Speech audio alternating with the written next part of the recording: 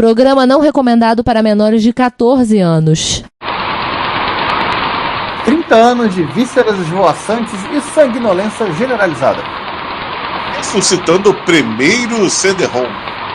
Um sopro de vida na legião de experts sem teclado. O ataque das galinhas fudebas da Angola. Aqui fala o seu repórter retro, diretamente dos nossos estúdios em Retrópolis, com as últimas notícias da velhice do seu PC.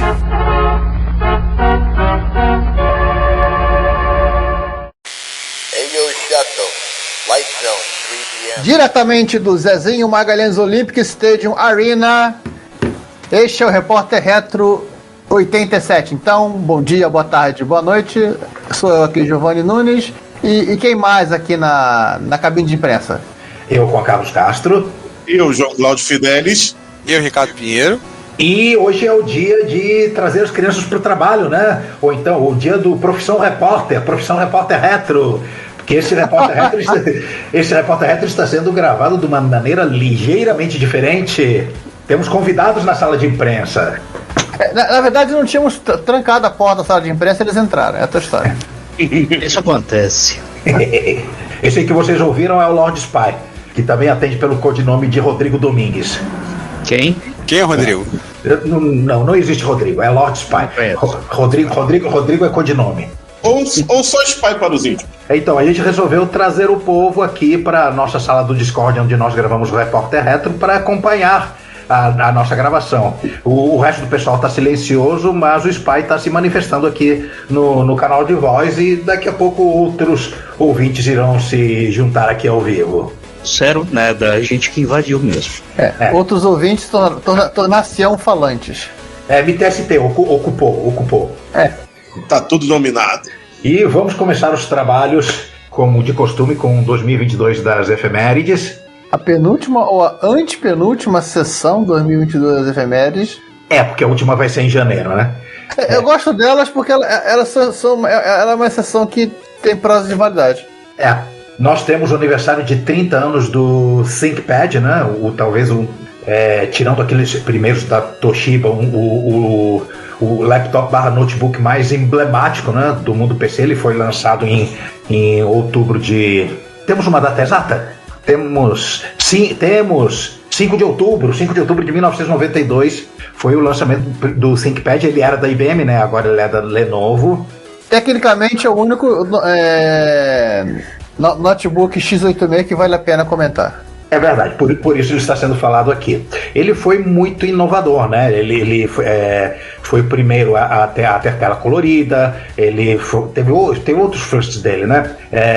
O primeiro a ter disco óptico, o primeiro a ter Wi-Fi e ter aquele teclado borboleta que abre, que é uma gracinha aquilo. Pode ser frágil, pode não ser muito...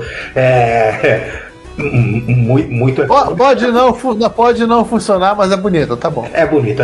E tem outra coisa: os usuários de ThinkPad, ao contrário dos indivíduos do sexo masculino em geral, sabem onde fica o clitóris. Fica entre o G, o H e o B. Ah, meu Deus. Se o cara for usuário de Porteger, né, que não é mais da Toshiba, fica entre o H e o J. Peraí, é GH no ThinkPad, né? GH. No proteger da antiga Toshiba, agora só proteger, fica entre o H e J, aqui pra não tomar processo. Então, o usuário de proteger é o Juan, né? Era o Juan. Então ainda existe bastante confusão para saber onde fica o clitóris. Verdade. Sim. Verdade. Aliás, curiosidade, esse projeto ele toma corpo, né, com a IBM Japão, tanto que o codinome do projeto era Yamato. Isso aí. O Yamato era onde ficava o centro de desenvolvimento da IBM. Sim, existe uma província lá chamada Yamato. Existe uma província. Então, antigamente existia uma província chamada Yamato no país chamado Yamato. Será que o chefe desse departamento era barbudo e usava aquele boné? Bem capaz. E interessante é o seguinte, né? Eu falo pessoalmente que eu realizei, estava contando pro Spy em off, que eu realizei no ano de 2021 o sonho do ThinkPad próprio, né? Comprei um ThinkPad pra mim e, assim, por conta da história também, né? Como falou, o notebook, como lembrou bem o Giovanni, é o único notebook X86 que vale a pena ser mencionado. É o melhor notebook que eu já tive, ponto. Eu só tenho uma coisa a dizer. É o melhor notebook que eu já usei. Não, aqueles primeiros da Toshiba também merecem ser mencionados. O IBM Portable merece ser mencionado. Não, sim, eu tô dizendo... Viu? O Juan tá defendendo o Porter-G porque ele teve um. Mas ele tem umas coisas muito curiosas, né, do ThinkPad, né? Porque sabe, sendo um notebook, por conta daquele formato de caixinha de lanche japonês, né? Tem aquela linha, né? Bentô, né? E até há pouco tempo era o notebook padrão da NASA. Você encontrava o ThinkPad na Estação Espacial Internacional. Hoje em dia estão usando notebooks da HP modificados. Mas por isso que eu prefiro os russos. Os russos usavam MSX. Tem isso. Nesse ponto aí não dá pra superar a pessoa da minha, né? Mas eles queimaram o MSX na reentrada, malditos comunas. Mas se fosse um do Daewoo, não teria sobrevivido. Não, mas aí não era comuna não, já era capitalista. Já tinha caído. Isso explica. Né? Eles fizeram o mesmo que fazem aqui, sucateiam para depois derrubar e vender. Só que não tinha ninguém interessado em comprar, caiu. Bom, vamos falar. Vamos lá. Pera, só da curiosidade, então vamos deixar o link do pessoal do Moral do Usuário sobre o aniversário. Tem um lá do Guedin, do Rodrigo Guedin, falando sobre o ThinkPad. Inclusive ele comenta sobre um livro que ele ganhou quando o ThinkPad fez 25 anos, explicando tudo sobre o design do ThinkPad. Sabe quem era o usuário famoso do ThinkPad? Jô Soares. E ele era fiel à marca também. Inclusive aparecia no programa dele, né? Apareceu no programa dele, direto. Eu lembro também um comentário feito por um rapaz que inclusive é developer da Debian, que ele falou assim: eu nunca conheci um notebook tão projetado para rodar Linux quanto são os ThinkPad. Tudo funciona. Aliás, assim, só esse comentário, né? A IBM ela vendeu a divisão de computadores e notebook, né? De computadores em geral para Lenovo em 2012, eu acho. Só que é o seguinte, a IBM ainda tem, tipo assim, o poder de dar pitaco para a Lenovo no desenvolvimento dos ThinkPad. Então, assim, acho que talvez seja o único computador que a Lenovo faz com o pitaco dos outros. Só um comentário já adicionando só o que falou esse desenvolvedor Debian sobre o ThinkPad. O meu no Linux dá boot em 7 segundos. Ui. Assim, realmente eu concordo. Parece que foi feito para rodar Linux. Mas vamos parar de falar disso, vamos falar de... Isso, vamos parar de falar de clitóris, vamos parar de falar de sexo e vamos falar de violência agora. Opa! Vamos falar de sanguinolência desenfreada. Isso. O Mortal Kombat fez 30 anos. Aquele jogo do carinha que apareceu do nada falar Thirst, né? Isso aí. Grandes clássicos dos arcades da Midway. Alguns diriam que é um dos poucos clássicos de arcade da Midway, mas tudo bem. Sim, um dos poucos clássicos de arcade da Midway.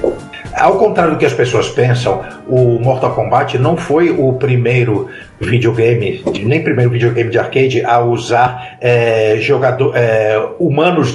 fotos de humanos digitalizados para fazer os sprites. O pioneiro nisso foi o Pit Fighter, acho que é da Atari, né? Atari, 2 anos. E ele saiu em 1990, ou seja, apenas 2 anos antes. Pra vocês terem uma ideia, o Pit Fighter e o Mortal Kombat rodam na mesma geração de videogames, ou seja, Mega Drive, Super Nintendo e afins. Eu lembro de ter visto a máquina de Pit Fighter no Flipper. Foi aquela coisa de explosão de mentes, né? Porque do nada, você tem um jogo que tem pessoas de verdade brigando. Sim. Ambos os dois jogos eu vi eles em arcades, em máquinas originais. Os dois tiveram um impacto, mas o Mortal Kombat eu acho que o impacto foi maior por causa da violência. Hoje o Pit Fighter ele tá um pouco datado. Sim, o Pit Fighter ele causou uma boa impressão por conta dos gráficos que eram digitalizados, parecia filme, quer dizer, pra época, né? Parecia o filme, aquela coisa. Tinha o Van Damme também. Mas o Mortal Kombat ele causa, não só por causa da violência. A violência foi um dos fundamentais, principalmente porque a mídia trouxe isso, mas pela jogabilidade também. E depois eu conto uma historinha sobre isso, sobre como descobriram que os criadores, os designers descobriram que, olha, sim, esse jogo vai dar certo. Opa. Voltando a Mortal Kombat, duas curiosidades que eu tenho para relatar. A primeira é que o Ed Boon, ele originalmente era da Williams. E para quem não sabe, a Midway comprou a Williams no comecinho dos anos 90. Tanto é que o pessoal pergunta quais são os sucessos da Williams, também é um pouquinho igual a Midway, são poucos jogos que fizeram sucesso. Um dos jogos que fizeram sucesso, antes que o Juan me trucide de falar do Defender, pronto, já tá falado, e o outro é o Just, mas o jogo que o Ed Boon trabalhou antes dele ir pra Midway, quer dizer, de ter irem com ele pra Midway, né? Era o Smash TV, mas antes disso ele veio da divisão de pinball, porque ele era programador das placas de pinball. Uma outra curiosidade que também tem a ver com o Ed Boon é que ele emprestou a voz para diversos pinballs, para o Smash TV e o próprio Mortal Kombat. Aquelas vozes sinistras e outras nem tanto, são todas dele. O Dusty, o Fatality, é tudo do Ed Boon. Hoje teria uma equipe de atores para fazer as vozes. Não, a equipe de atores, que inclusive tem na internet. Recentemente saiu um making-off do Mortal Kombat 1, mostrando como eles fizeram os golpes, tudo usando chroma aqui. Cara, não dá pra imaginar aquele Fatality em nenhuma outra voz. Não dá. o cara é icônico mesmo. Aliás, terceira curiosidade, essa aí acho que todo mundo sabe, que o Nob Sabote, o personagem secreto, é o sobrenome do Ed Boon, John Tobias, ao contrário. Nob Sabote, Boon Tobias. No Pit Fighter eles também botaram o nome das pessoas como o nome daqueles personagens, né, dos adversários, dos lutadores. Vários deles são de programação.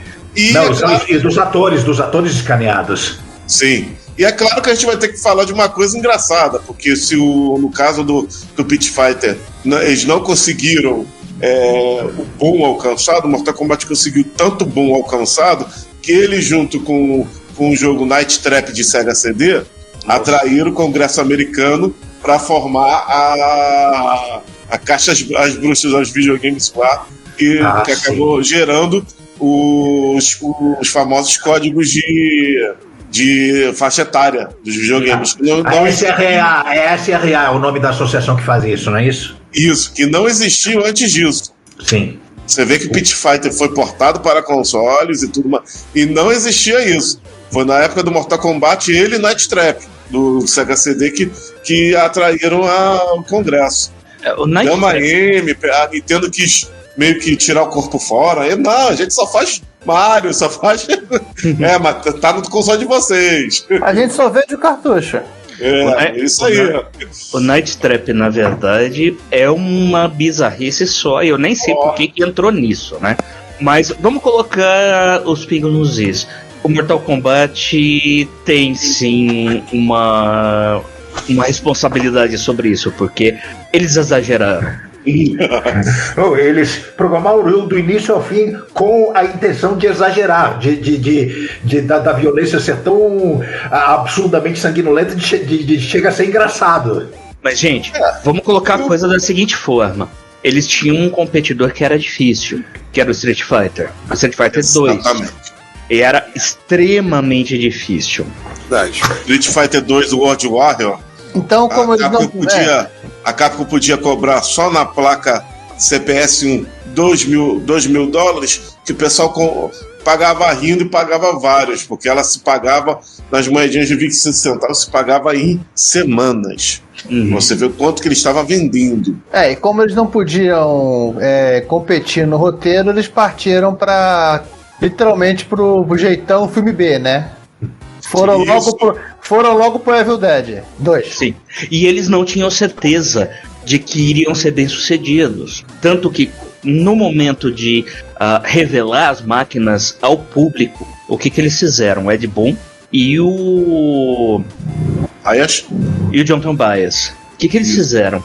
eles levaram a máquina coberta para uma arena que estava lotada de gente jogando Street Fighter e vendo o pessoal jogar Street Fighter. Aquela coisa de arcade, né? 2 pessoas jogando e aquele monte de gente em volta vendo o que estava acontecendo. Eles ligaram as máquinas ainda cobertas e então tiraram, né, a cobertura, revelaram o que era. E era aquela coisa assim, o jornalista David L. Craddock, em um dos livros de Developer's Story dele, eles levaram... foi aquele processo de migração. Sabe quando você tem o potencial mais alto do potencial mais baixo e migra tudo? Né? Foi literalmente isso. As máquinas de Street Fighter ficaram só com os jogadores.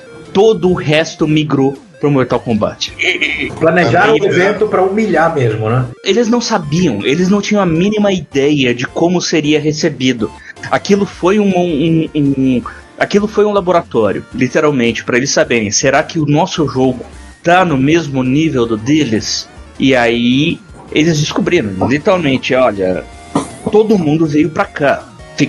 Do Street Fighter ficaram só os jogadores e vieram jogadores pra cá e os espectadores foram pro Mortal Kombat. Então ali foi aquele momento que o John Tobias e Ed Boon descobriram que o jogo iria fazer sucesso. E acabou sendo uma série de sucesso, ao ponto dela ter sobrevivido além da Midway. A Midway não existe mais, a série e seus cabeças ainda estão na indústria. Sim. Para quem quiser saber dessa história, está em um dos Developers History, ou Game Developers History, do jornalista David L. Craddock. Vira e mexe sai um story bundle com uma série de livros curados por ele, e alguns livros são dele. Então é só ficar atento que vocês conseguem pelo menos comprar ou adquirir ou ter acesso a um dos livros que são excelentes histórias de game development e game design. Cara, eu adoro esses livros de bastidores, cara. Adoro. Bastidores da indústria. Vale a pena.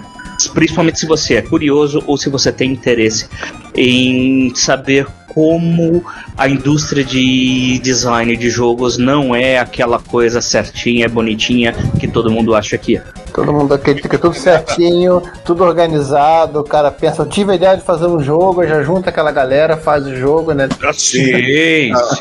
Né? Uhum. Eu tenho a ideia do jogo, eu vou fazer esse jogo, aqui está o jogo, e a hora que você vê, nada. Se fosse desse jeito, empresas não faliam, e enquanto que a franquia ia continuar vendendo milhões ainda, que é justamente o caso do Mortal Kombat. Hoje em dia está na mão da Red Helms, que é o antigo time Mortal Kombat da Midway, que estão abraçados pela Warner Bros. Né? Games. Ou seja, tá lá junto com a casa do Batman, do Super-Homem, da Liga da Justiça, inclusive os jogos da DC de luta é ela que faz, né? Aliás, a engine é a mesma, então. A engine é a mesma, e eles começaram com o infame. Não, eu não tô falando de trocadilho com Injustice, não, tá? Com o infame Mortal Kombat vs DC. Porque aquele jogo ali é infame de ruim. Bom, vamos prosseguir, porque senão a gente fica a noite toda falando de Mortal Kombat, o que é um motivo muito justo para se passar a noite, mas a gente tem... justo a gente fazer mais tarde um episódio sobre. Mas, olha só, esse mês de outubro de 1992, aconteceu um monte de coisas. Olha só, foi lançado um microprocessador, o PowerPC, o famoso PowerPC.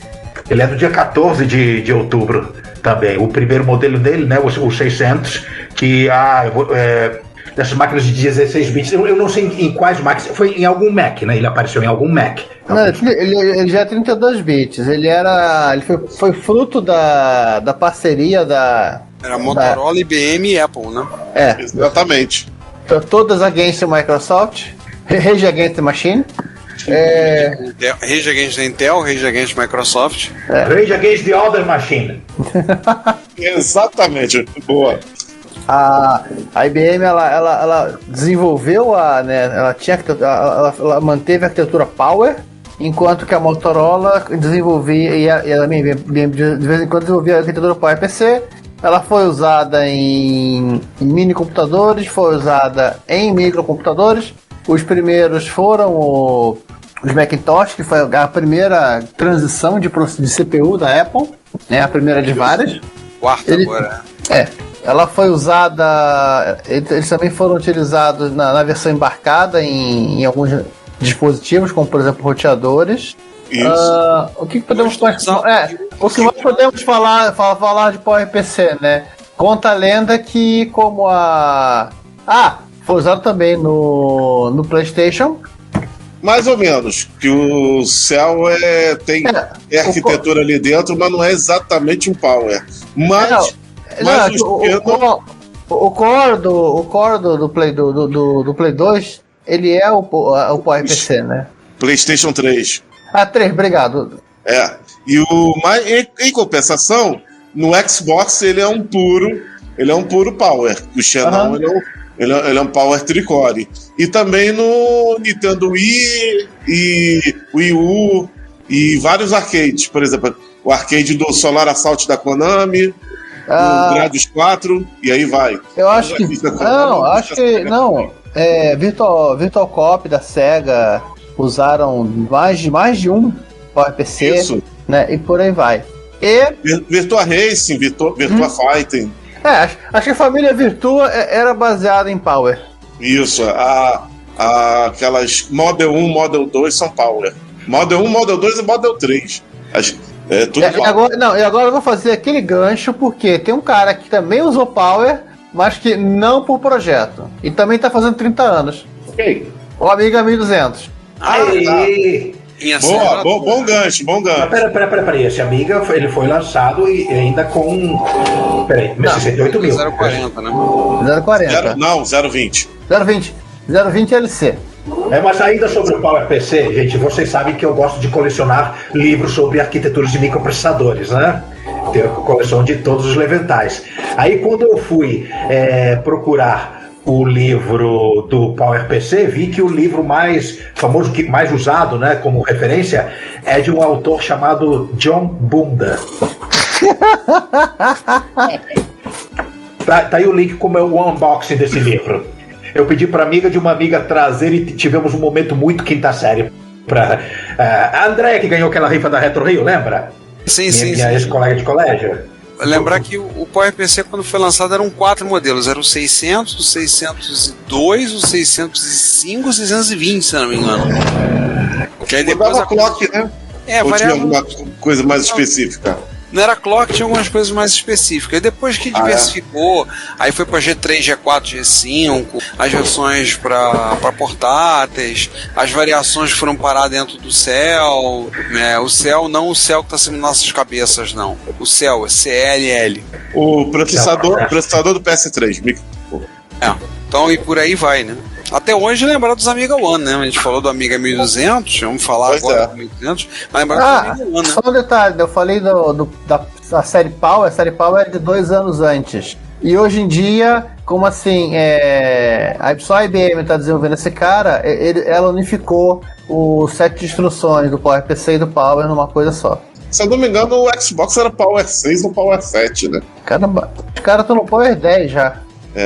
O Xbox já não era aqueles mais clássicos de Mac, né? G4, que acho que fechou no G5, né? Os Mac Power, né? Sim, depois o Steve Jobs teve um ataque de pelanca, porque a Apple não era mais a maior compradora de PowerPC e se mudou para Intel.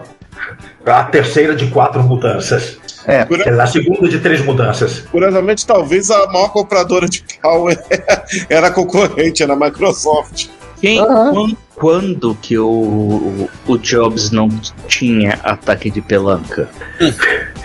Era um ataque de pelanca em forma humana. Quando ele estava dormindo.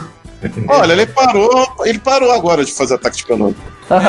Já tem uns bons anos, tem um pouco mais de 10 anos que não dá ataque de pelanca, né? Pois é. Assim como o Olavo. Exatamente. Ambos pelo mesmo motivo. O silêncio deles, inclusive, é ensurdecedor sobre essa questão. Você parou de fumar, sabia? O silêncio sepulcral deles é... Aliás, o Olavo de Carvalho descobriu a melhor forma de parar de fumar, né? É uma forma definitiva. Vamos parar de humor negro e vamos voltar pro Vamos voltar pro amigo. Não, pro amigo 1200. Isso, porque enquanto o PowerPC tava aparecendo, máquinas com 68 mil ainda estavam bombando, e bombando bem, porque são micraços. Sim. Eu acho o 1200 de todos os Amigas o mais bonito, opinião pessoal. O 1200 ele é o real sucessor do Amiga 500, já que o Amiga 600, o pessoal não gostou muito por causa do teclado reduzido, né? Não, o Amiga 600 ele tinha pouquíssima coisa a mais que o 500. Sim, na verdade, tirando a interface HD, em alguns modelos, ele tinha menos, porque ele não tinha teclado numérico auxiliar. Tinha falta de teclado numérico, exatamente. Então, o 1200 é que foi o real sucessor, porque ele tinha o mesmo teclado intuitivo do 500. Aliás, ele é quase o mesmo do tamanho, ele só tinha menos bunda, vamos dizer assim. O PowerPC que tinha bunda. O autor do livro se chamava bunda. Ele era Amiga 500 hatch, tá bom. Era um Amiga 500 hatch. E praticamente em tudo ele era melhor do que o 500. Era 0,20, não é isso? A única coisa que ele empatava era no áudio. Mas isso foi constante em todos os Amigas. Todos os Amigas, exatamente. Não é só problema dele. Ele já trazia o chipset novo gráfico, o H, ele já tinha interface IDE, tinha o cartão PCMCIA, ele tinha a saída de vídeo composto colorida. Sim, 2 MB de chip RAM. Mas a Commodore... 3,5 ainda. Mas opcionalmente você botava um HD nele IDE de 2,5 polegadas. Mas João, a Commodore assim, também talvez porque ela já estava indo pro buraco e antevendo o futuro que ela teria, o futuro que viria depois. Eu acho que ela foi muito conservadora em colocar o 020. Tanto é que a Atari... Não, o 020 LC. Tanto eu concordo com você que o rival do Amiga 1200, que é o Falcon, ele já era 0,30. Mas aí foi ordem direto do Tremel. Eu acho que no caso do Falcon, assim, o Falcon é caro pra cacete, né? Era bem mais caro. Exatamente. E o Falcon também saiu pouquíssimas unidades, ou seja, o Amiga 1200 foi muito mais popular do que o Falcon, mesmo com as dificuldades da Commodore da época. A não estava tão ruim das pernas quanto a Commodore. E mesmo assim, o Falcon não sobrepujou o seu rival. E também eram as máquinas, os Atari ST eram mais magrinhos em termos de recursos, né? Aí deu aquele pulo imenso pro Falcon, talvez não tivesse aquela base que todo o ecossistema do Amiga com a evolução gradual deles tinha. Não sei, só uma hipótese minha. E posteriormente, só para encerrar esse assunto e entrar num assunto que vai virar um loop infinito, vou tentar ser breve. Vamos pegar mais água. Vou acreditar nisso. O 1200 ele foi posteriormente convertido em um console de videogame que foi o CD32. Sim, o CD32. Que foi a última coisa que a Commodore, o canto do cisne dos Amiga na Commodore, né? Commodore. Eu vou arriscar falar uma coisa aqui, que talvez dos micros que tem um puxadinho para viver um pouco mais, ou seja, dos micros modelos finais, eu acho que o 1200 foi o micro que mais teve suporte na vida dele e até no pós-mortem dele comercial dos micros clássicos. Ele conseguia até evoluir para você colocar dentro de um gabinete torre e ele virar uma outra coisa. Eu acho que o único micro que supera o 1200 nesse ponto é justamente o próximo que a gente vai falar. Porque vocês achavam que a gente ia ficar o tempo todo só falando de outubro de 1992? Não, agora vamos recuar 10 anos para outubro de 1982. Lançado o NEC PC 8801. 9801. Desculpa, NEC PC 9801. Eu vou revogar teu distintivo de especialista, hein? A linha de micros que realmente, durante anos no Japão, foi o PC real deles. E não 18 anos. E não PCAT que a gente conhece, né? Sim. Durante 18 anos foi ele, né? Durante 18 anos foi ele. Apesar da cara e do processador, e também de rodar DOS, e também de ter um monte de aplicação igual aos PCs ocidentais, engana-se que esse micro aqui ele é um PC compatível. Ele é bem diferente da arquitetura e já implementava coisas que os PCs fariam anos depois. Sempre estava um passo à frente do PC ocidental.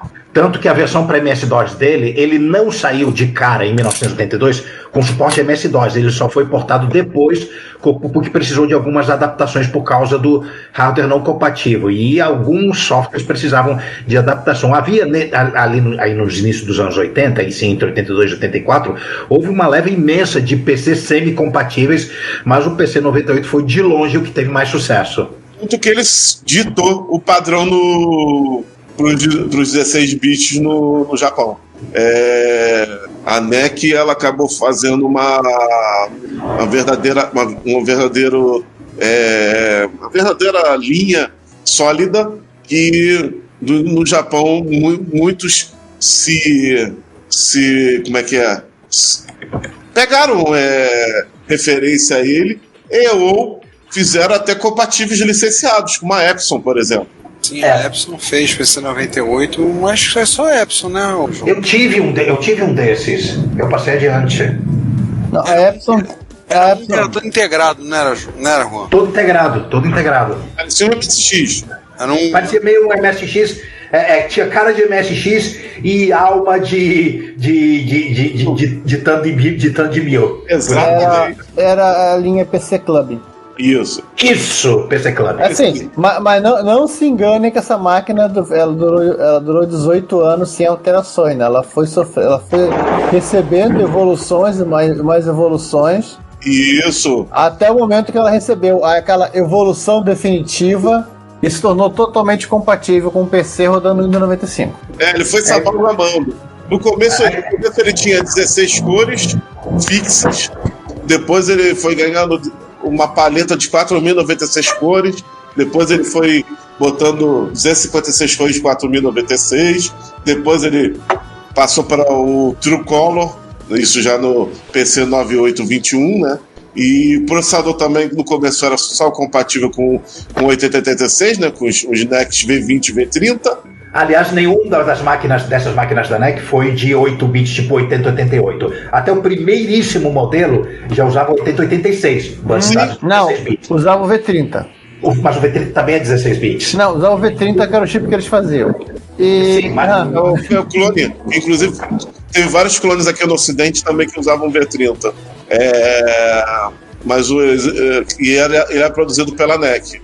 Era mais rápido, era melhor. Ele é o equivalente do 8086, assim como o V20 é o equivalente do 8088. Exatamente. Só que um pouquinho mais rápido. Isso. Mais rápido e já barramento full 16 bits. Porque uma coisa importante que a gente não falou é que ele, em vez de usar barramento ISA, ele usa barramento CBus. É completamente diferente do ISA.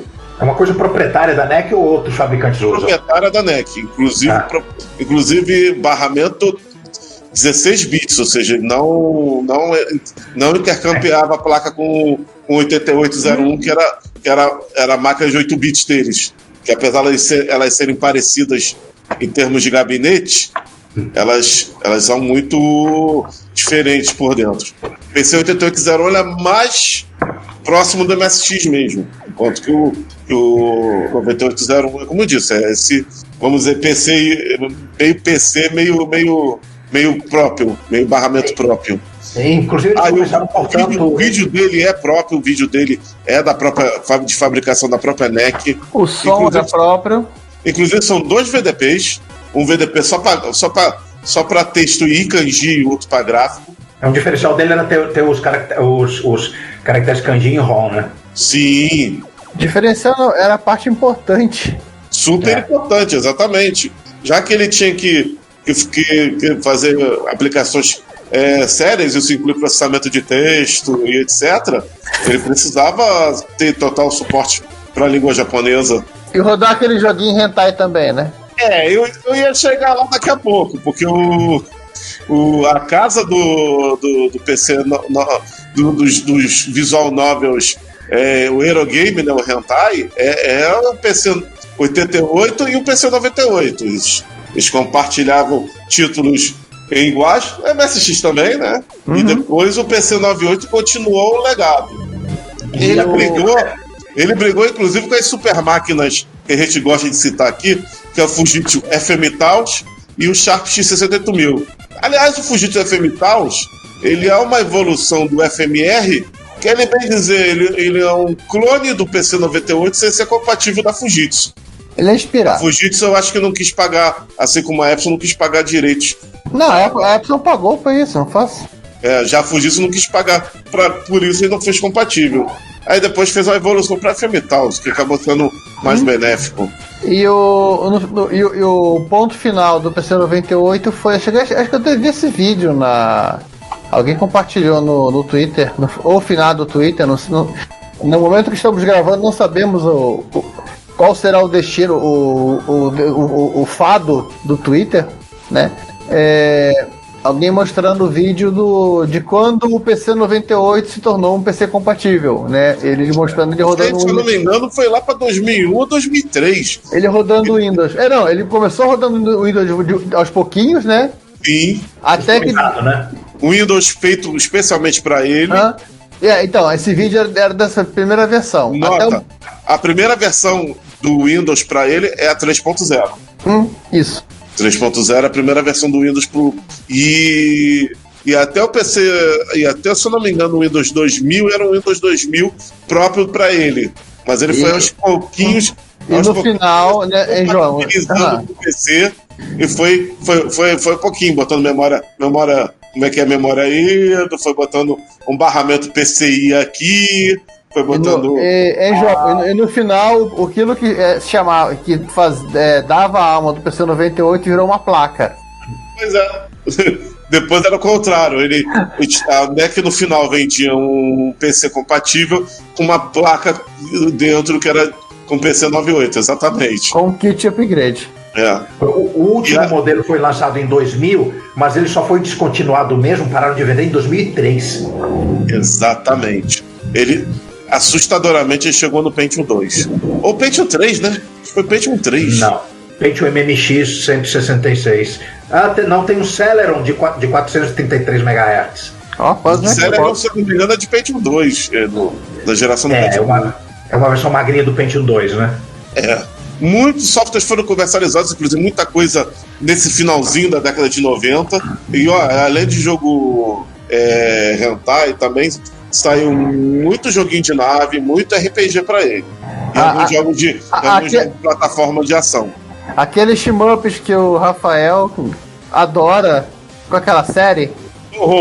Torro surgiu no PC, nasceu nele. Nasceu nele. O Torro nasceu nele. Um RPG que tinha no Super Nintendo chamado Evo, que na versão japonesa, se não me engano, é 4,6 milhões de anos. A história de 4,6 milhões de anos nasceu nele, inclusive era da Enix, a versão dele e a do Super Nintendo. Aquela série A-Train nasceu nele. Corpse Party, que hoje em dia tem no Steam, também tem para PSP, PS Vita e no Nintendo Switch, nasceu nele. E até alguns RPGs, como por exemplo alguns RPGs da Falcon nasceram nele. Aquele Brigandine, né, da Falcon nasceu nele. E aí vai. A Compile fez jogo para ele, e não foram poucos.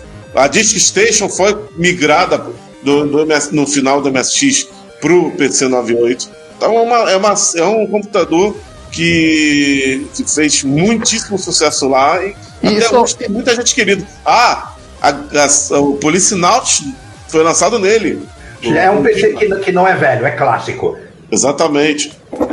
O PC 98 talvez seja a máquina assim, mais próxima a um PC com o maior número de fãs que existe, que no Japão ele é sumidade. Tem muita Tem muitos fãs da linha até hoje. Vamos chamar Zeus para levantar os mortos? Opa! Bora, mas não pra ser 98, deixa ele morto. Isso, deixa ele morto. Rise from your grave. O dono do canal This Does Not Compute, o Colin, ele não é só de restauração de retrocomputadores. De vez em quando ele restaura computadores clássicos, mas ele tem uma quedinha por Macs.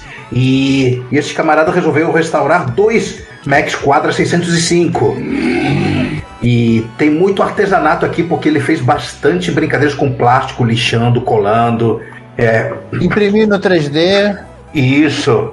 Mas teve também falhas eletrônicas. Né? Tinha uma máquina que simplesmente tinham tirado a VRAM aqui.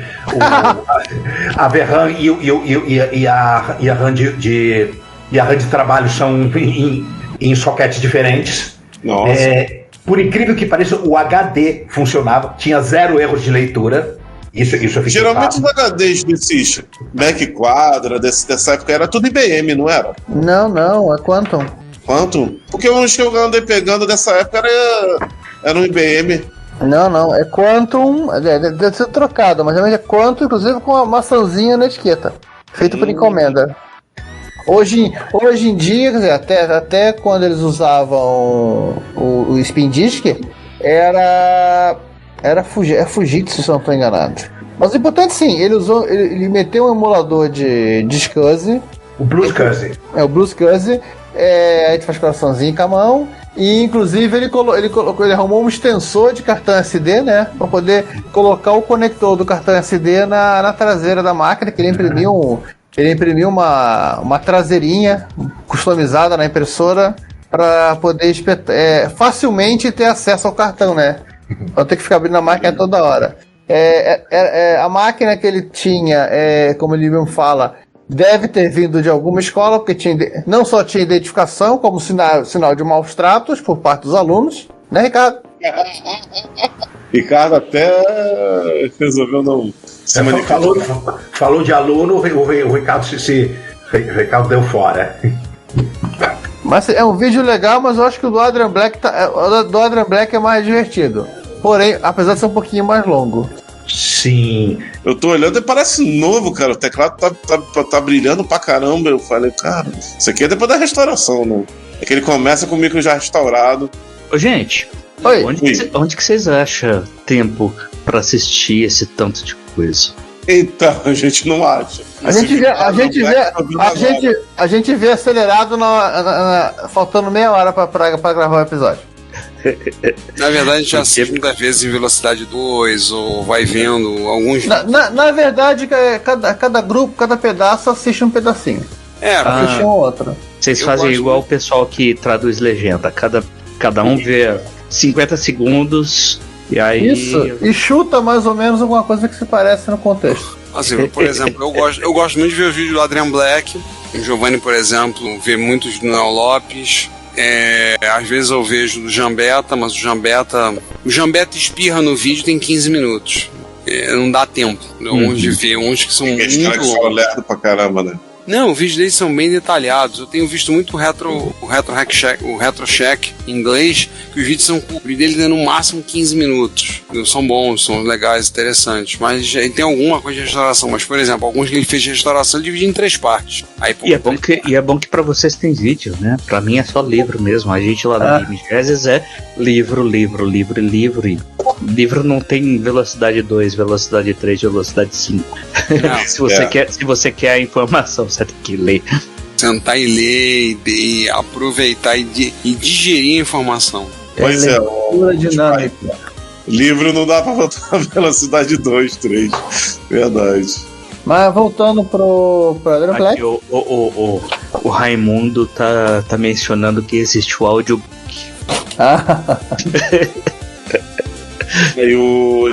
E o Rogério tá dizendo que tá indo que ele vai jantar e eu Valeu, galera. Boa janta aí. Jantar. Boa janta. Jantar é secundário. Pô, eu não jantei ainda. Não, cara. Eu só lamento. Eu também não jantei. Eu já tô zuretinha com as 3 cervejas que eu tomei. Estômago vazio É brabo. O Raimundo tá só na limonada. Até, galera. Um abração.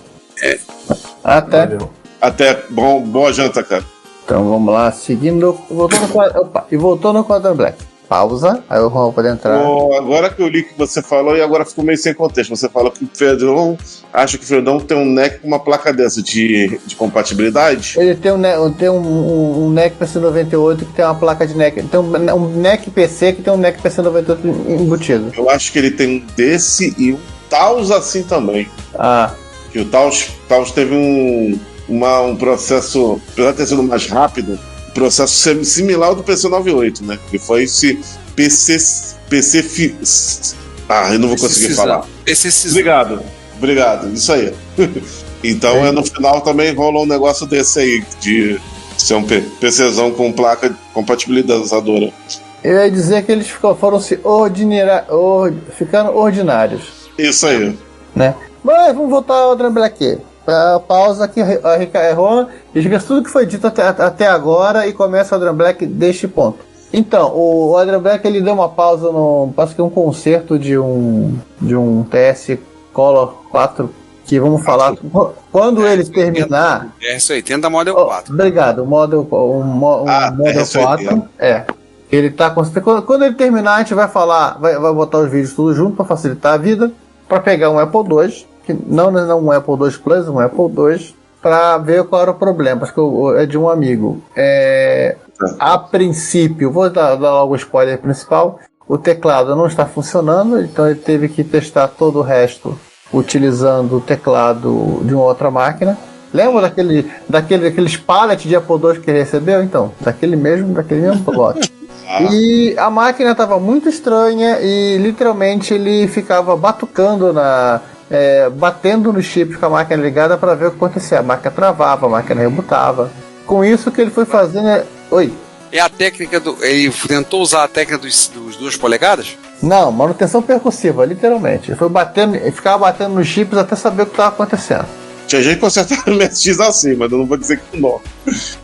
E assim ele foi percebendo que o grande problema era excesso de oxidação no soquete. Então ele teve que dessoquetar tudo e tirar todos os pinos e ficar limpando para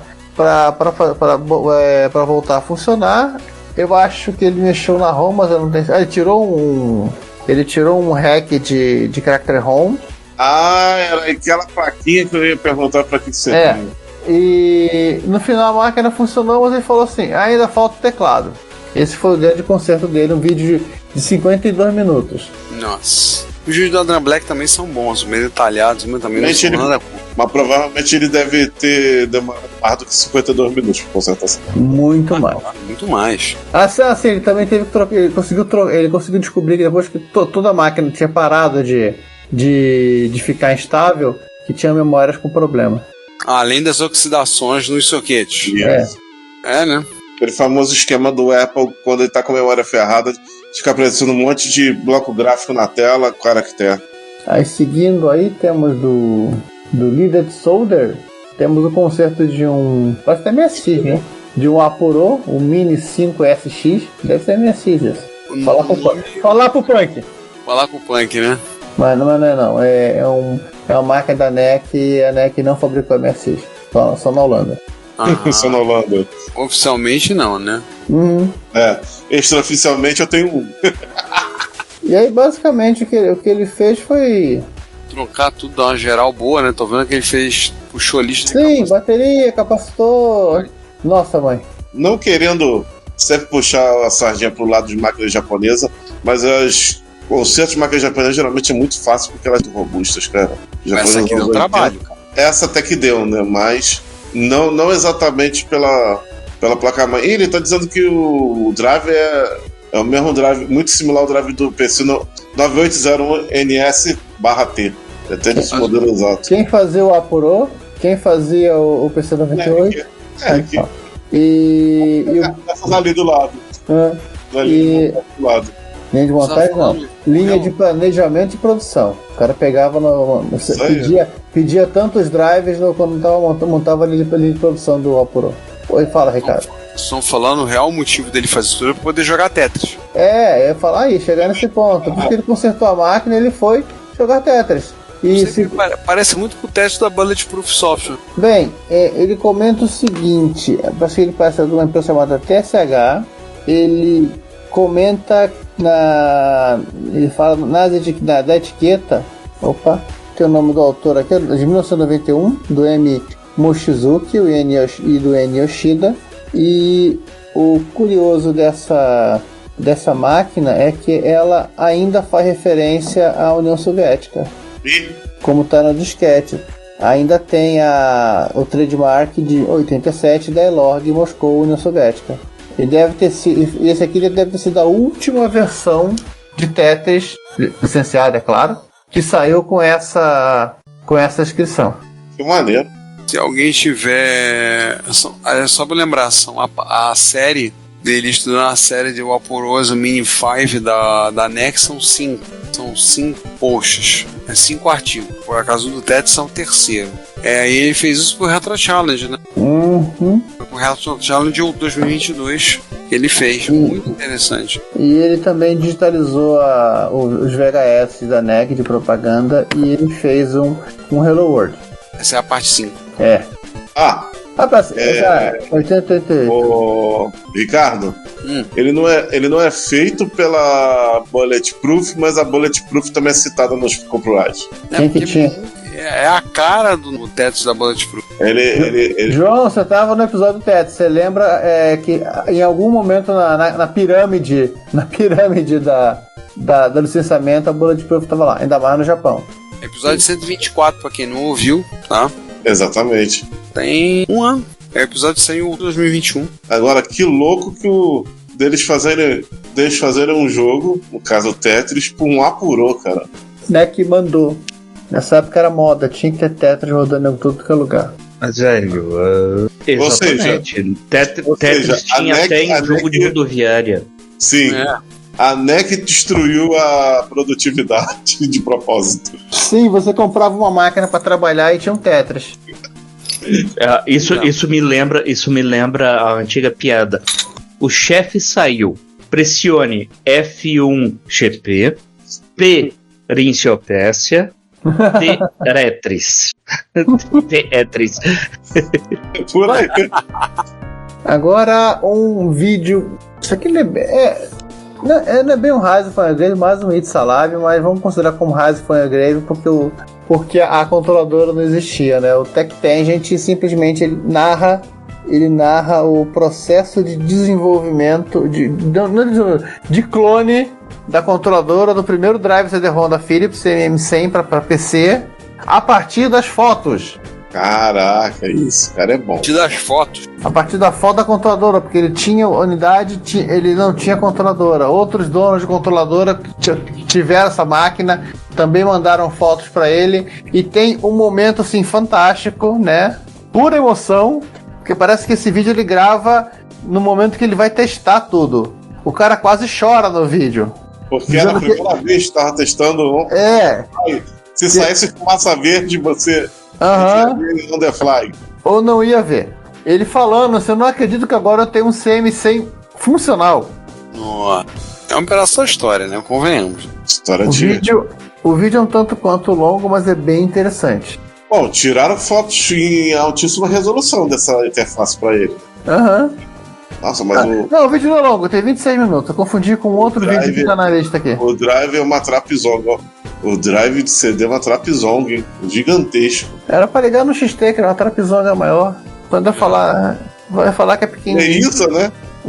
Ele é isso, pra ligar no XT ou um AT 286 no máximo. Bom, se ele tá rodando ali o Wolfenstein, eu acredito que seja um 286. Um 286. Apesar da data ser 91 e foi lançado e já ter 386 no mercado. Não, o Wolfenstein 3D é 286. Quem pede um 386 é o Doom. Agora me tira, o que a Mad Lemon fez? Ela pegou uma torradeira pra consertar?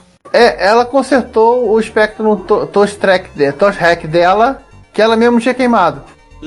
Quer dizer, esse vídeo é a sequência de um outro vídeo que ela estava explicando a interface joystick e o cartão para ligar SD no Spectrum, e em algum momento a travinha que evita que você espete a interface do jeito errado, ela caiu. Então durante este vídeo ela foi ligar, ela conectou a interface do jeito errado e ela ligou e saiu fumacinha do Spectrum. O Tosh Track é o 128 da Sinclair, né? É o 128. O que foi desenhado pelos espanhóis. Ai, cara, que tristeza. E ela não teve culpa nessa situação. Aí assim, aí basicamente ela viu qual era o problema, felizmente foi só o retificador de voltagem, ela tinha aquele negócio, nome engraçado, né? Aquele trafo, um troço assim. Não queimando a ULA, qualquer coisa que ela queimar tá bonito. Foi isso, mas aí que ela percebeu, ela trocou, passou a ter voltagem na máquina, mas não tinha imagem. Não tinha imagem na televisão, mas tinha imagem naqueles monitores de videoprodução, que lá, pelo que eu entendi, na Inglaterra também é moda, tem um daqueles. É um PVM, né? Era um PVM. E ela foi fuçando na placa até que ela parece que algum circuitozinho do gerador de vídeo tinha ido pro espaço, quando tudo queimou. Ela trocou esse cara e a imagem passou a funcionar. E o Spectrum dela voltou dos mortos. Aliás, curioso ela mexendo com o Spectrum, porque o negócio dela é amiga. Eu lembro dela do Mad Lemon, coisa de amiga, realmente. Verdade. Amiga e Sampler. Amiga e o quê? Sampler. Sampler. Agora, uma pessoa que não aparece aqui há muito tempo, né? Na sessão, que aparece, né? O Ben Heck, né? Eles falaram um Apple IIc, né? É um vídeo de 1 hora. Nossa. Ele comeu pouco de amassou, então, com esse Apple IIc, né? Ele só fuçando um monte de coisa. Teve problema de fonte, teve teclado desmantelando, acho que teve uma ROM que ele teve que regravar. Nossa! Teve drive, ele também conserta um drive de 3,5 para ele. É um Apple IIc. É um vídeo de 1 hora. E como é o Ben Heck, tem as piadinhas e imitações dele. Deixa eu ver aqui a lista de imitações dele. Nessa lista temos o Leonard Nimoy, Sean Connery, e ele também imitando o Unitron, o Omicron. Mas 1 hora, esse deu trabalho, hein? É que o jeito de mexer nas coisas do Ben Heck é meio vamos que vamos. Vamos ver o que a gente vai dar, né? Sim, tanto que ele ele se surpreendeu ao desmontar o Apple IIc. Ou seja, quando ele fez isso, deu pra perceber que ele não é que ele não sabia o que estava fazendo, que era novidade para ele. Então vamos passar pro It's Alive? Quem é que tá vivo aí? It's alive, it's alive, it's alive! Tem uma coisa fofinha, que esse aqui tem cara dessa coisa que o César colocou. Cara, é um IBM. É um IBM 11, é um PC-110, é um notebook os primeiros notebooks da IBM antes do ThinkPad, né? E o cara maluco fez uma placa PCMC pra botar o Raspberry Pi da 5ª série, né? Sim. O cara colocou um Pipico W junto com um IBM PC-110. Então ele fez uma placa que ele acopla do lado, ela PCMC com um Raspberry Pi Pico W, né? Então, imagino que ele deve se divertir com coisas como, por exemplo, jogar parte do processamento para lá, conexão Wi-Fi, né? Já que o Pico W tem o W justamente de Wi-Fi. Tem uma foto que eu tô vendo aqui, ele rodando Doom, né? Pois é.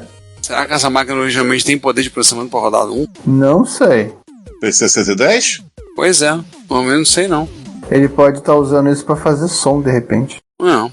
Ele emula a placa de rede nele, a NE2000, usa o SP8266 que tá ali. Tenta emular numa SP8266, emular meu NE2000. Tô dando uma olhada por alto no artigo. Ele fala porque a fascina dele pelo PCMC, de onde é que vem a ideia. Questões de rede, ele pode colocar em computador em rede de Wi-Fi. Basicamente ele fez isso para usar Wi-Fi, né? Tô vendo que o treta. Eu tô vendo que ele. Com certeza ele consegue rodar o Doom porque ele já é um Windows aqui, 95, 98, com certeza ele. O PC-110 é um 486X. Então, tranquilo, tá de boa. Tá de boa de rodar o Windows, rodar Doom, mas não peça performance. Isso. Mas acho que isso aqui é mais por causa do áudio mesmo, como o Giovanni já matou a... Não, acho que é mais pra rede mesmo. Ou isso. Você vai usar rede. Porque todo lance é questão de rede. Isso aí. Interessante, hein? Se ele fala lá que ele queria usar rede, usar principalmente redes Wi-Fi modernas, é questão de rede. Vamos passar pro Mano Parça? Brasil! O Mano Parça quase ao vivo, né, Queijo? Foi verdade, João. Quando a gente teve lá, eu, você e Juan, a gente viu, né? Exatamente. Olha, esse aí é um Mano Parça que a gente não viu em filminho, não. A gente viu ao vivo em cores. Pois é, quem sabe faz ao vivo, ô louco, meu. Nossa, exatamente. O Vitor Truco demonstrou um adaptador de teclado USB para Expert, justamente para minimizar ou acabar com a crise dos teclados de Expert que desapareceram do mercado, né? Então ele demonstrou, a gente viu inclusive as caixinhas, né, que ele imprimiu na impressora 3D. Exatamente. O circuito. Vimos a plaquinha, vimos todo o make-off. Ele não sabe, talvez pela hora que vocês ouvirem isso, ele já tenha lá na loja disponível, que ele tava para receber as placas, para montar. Exato. O adaptador, e ele faz a demonstração no teclado, inclusive o modelo de teclado tá na moda, né? Teclado mecânico. Gamer.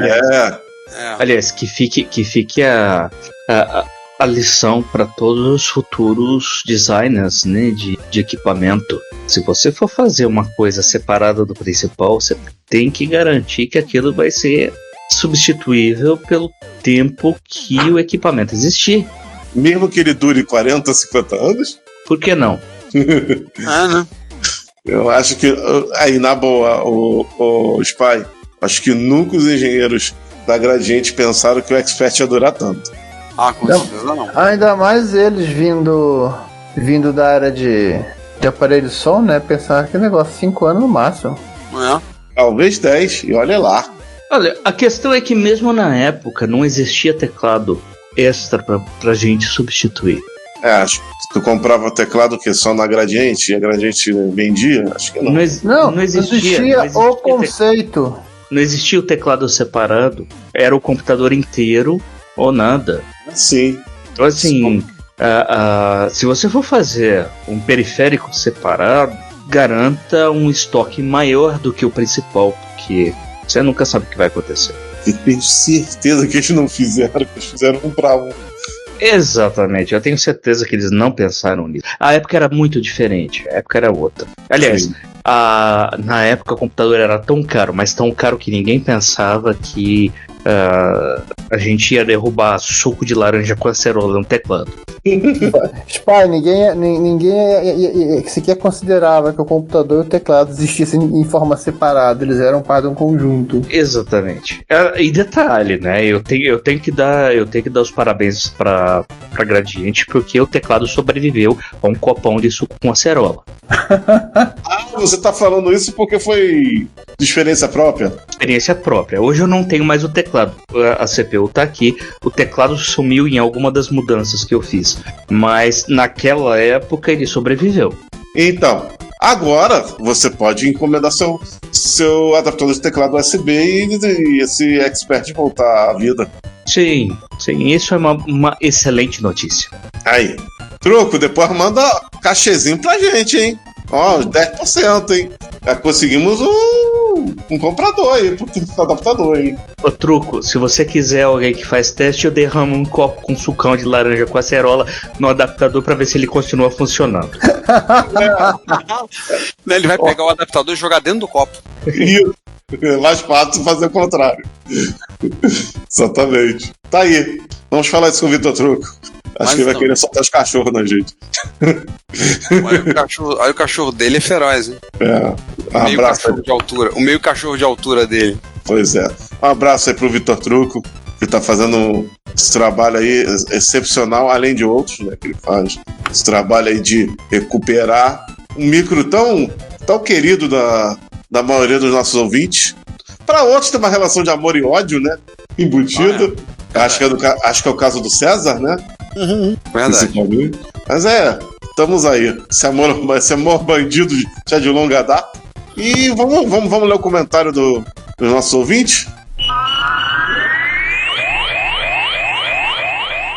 curiosamente, a gente não teve comentários no site, mas tivemos comentários no YouTube. Então, na parte A, nós já entramos para falar dos episódios da nossa longa saga falando sobre os jogos de navinha verticais.